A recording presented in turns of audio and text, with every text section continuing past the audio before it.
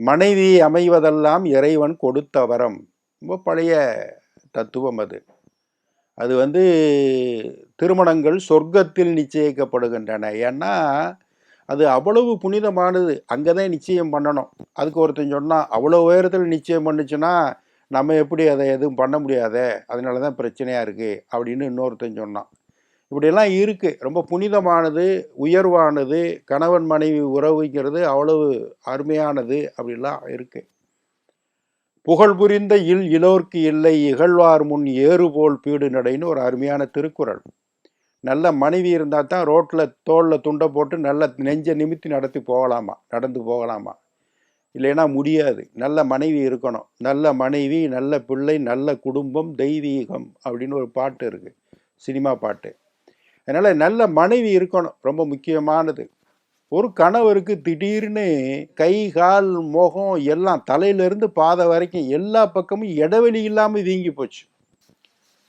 அந்த அம்மா பார்த்துட்டு சொன்னாங்க, என்னங்க திடீர்னு இப்படி பெருத்து போயிட்டீங்க அப்படின்னு அந்த அம்மா கேட்டுச்சு. பெருக்கலை, ஒவ்வொரு பார்ட்டாக வீங்கி இருக்கு, பார்க்கறதுக்கு ஏதோ குண்டான மாதிரி உனக்கு தோணுது, எல்லாம் நோய், ஒவ்வொரு பகுதியாக வீங்கி போச்சு, வலி தாங்க முடியலன்னு அவர் சொன்னார். சரிங்க வாங்க உங்களை டாக்டர்கிட்ட கூப்பிட்டு போகிறேன்னு அந்த அம்மா கூப்பிட்டுச்சு. இவருக்கு மகிழ்ச்சி தாங்க முடியல. மனைவி நம்மளை டாக்டர்கிட்ட கூப்பிட்டு போய் நம்மளை செக்கப் பண்ணி நம்மளை குணமாக்குறதுக்கான முயற்சியில் ஈடுபடுறாங்கன்னொடனே இவருக்கு பெருமிதம் தாங்க முடியல. இப்படி ஒரு மனைவி வாய்க்கணும்ல. மனைவி கூப்பிட்டு போனாங்க. ஒரு நல்ல டாக்டர், பெரிய டாக்டர். அவர் இப்படி பார்த்தார் இவரை, எல்லா பக்கமும் வீங்கியிருக்கே அப்படின்னு பார்த்துட்டு எல்லா டெஸ்ட்டையும் எடுத்துருவோம்னு மொத்தமாக ஒரு பெரிய 1 முழ நீளத்துக்கு ஒரு பெரிய ப்ரிஸ்கிரிப்ஷனை எழுதி கொடுத்து, அங்கே அந்த டெஸ்ட்டு, இங்கே இந்த டெஸ்ட்டு, எல்லா டெஸ்ட்டும் எடுத்து நாளைக்கு வாங்கன்னாங்க. எல்லா டெஸ்ட்டும் எடுத்துட்டு மறுநாள் 2 பேரும் போனாங்க. கணவன் மனைவி 2 பேரும் போய் மருத்துவரை பார்த்தாங்க. அவர் அந்த ரிசல்ட்டு பூரா பெரிய ஃபைல் போட்டு கொடுத்துட்டான், இவர் பேரை போட்டு. அதை வாங்கினோடனே கணவரை கூப்பிட்டு, நீங்கள் கொஞ்சம் வெளியில் இருங்க, அந்த அம்மாட்ட நான் கொஞ்சம் பேச வேண்டியிருக்கு அப்படின்னு டாக்டர் சொன்னார். அவரும் வெளியே உட்காந்துட்டார். கதவை சாத்திட்டாங்க. ஆத்தினோடனே மனைவியை பார்த்து பேச ஆரம்பிக்கிறார். இங்கே பாருமா, உங்கள் கணவருக்கு வந்திருக்கிற நோய் ஒன்றும் பெரிய நோயெல்லாம் கிடையாது. தீவிரமான மன அழுத்தத்தில் அவர் இருக்கார். அதனால தான் இந்த சிம்டம்ஸு. இதை குணமாக்குறது உங்கள் கையில் தான் இருக்குது. இனிமேல் ஒரு வருஷத்துக்கு அவர் மனம் கோணும்படியாக எந்த வார்த்தையும் பேசாதீங்க. அவர் என்ன சொன்னாலும் சரி சரி சரி சரின்னு சொல்லிட்டு நீங்கள் பாட்டுக்கு இருங்க. அவர்கிட்ட முரண்பாடு வச்சுக்காதீங்க, சண்டை போடாதீங்க.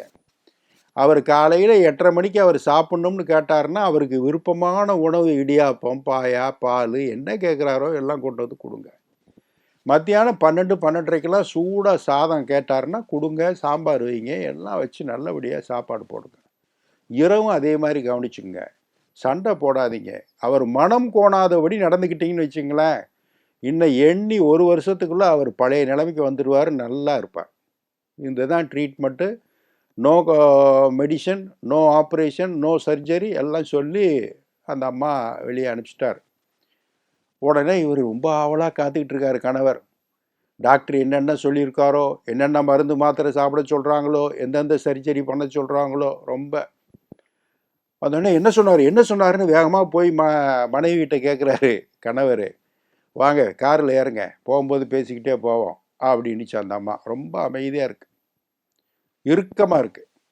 அப்புறம் இவர் பதறிக்கிட்டு போய் காரில் உட்காந்துக்கிட்டு, அந்த அம்மா தான் டிரைவ் பண்ணுது, பதறிக்கிட்டு போய் கேட்குறாரு, என்னதான் சொன்னார், ஏன் நீ முகத்தை இறுக்கமாக வச்சுருக்க, என்ன அப்படி சொல்லிவிட்டாரு அப்படின்னு கேட்டோடனே, ஒன்றும் இல்லை, நீங்கள் சீக்கிரமாக போய் சேர்ந்துருவீங்களாம், அதைத்தான் சொல்ல சொன்னார், கிளம்புங்க அப்படின்னு ஒரே வார்த்தையில் முடிச்சிட்டாங்க.